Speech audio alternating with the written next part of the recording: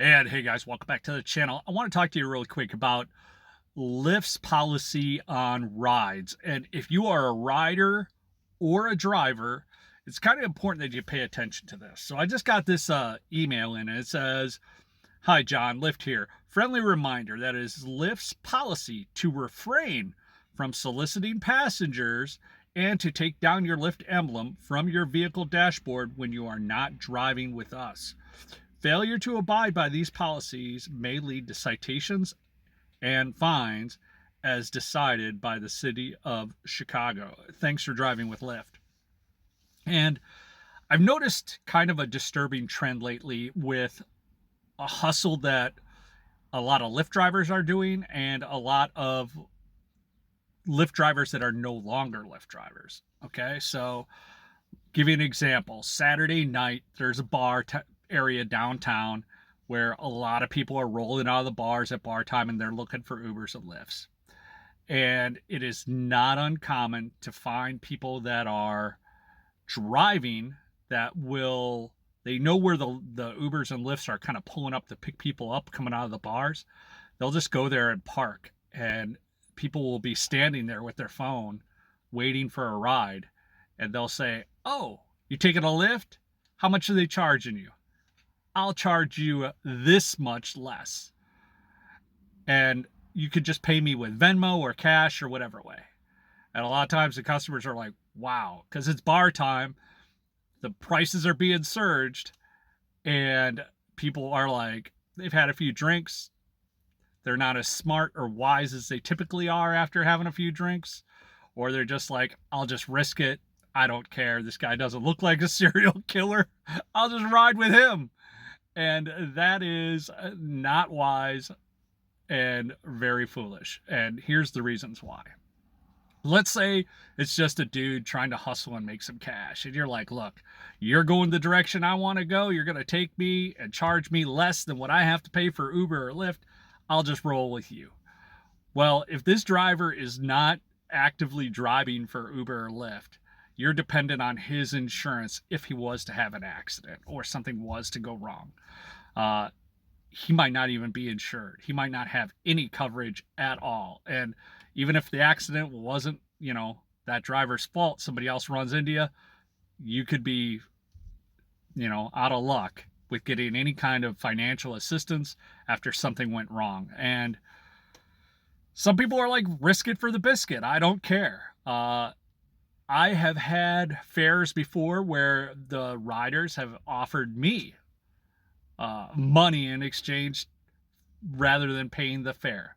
They'll be like, "Hey John, Lyft is charging me this much to go. What if I gave you 20% less and I just give it to you?" Because I'm only getting half. I'm getting half of that fare as a driver typically, if that. So they're like, look, it works in your favor, works in my favor, let's do it. Now as a driver, you're tempted to want to take these deals because you're like, heck yeah, I'll make 80% of this fare, vice 50% of the fare. Let's do it. It's no shade off my back. But again, now you as the driver, you're not covered if something happens while this passenger's in your vehicle. So that could be a financial reckoning for you if you end up doing that. Also, not saying that the customers are shady, but if a customer was shady and the customer gets to the destination and then decides he doesn't want to pay you at all, what are you going to do? You don't have nothing to prove that, hey, you agreed upon this and whatnot. Also, he could report you afterward.